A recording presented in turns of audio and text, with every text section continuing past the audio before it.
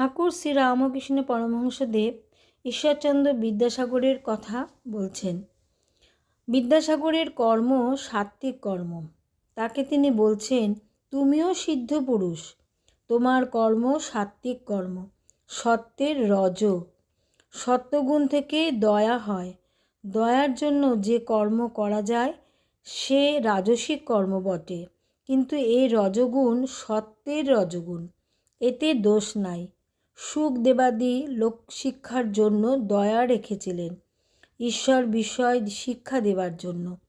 তুমি বিদ্যাদান অন্নদান করছো, এও ভালো।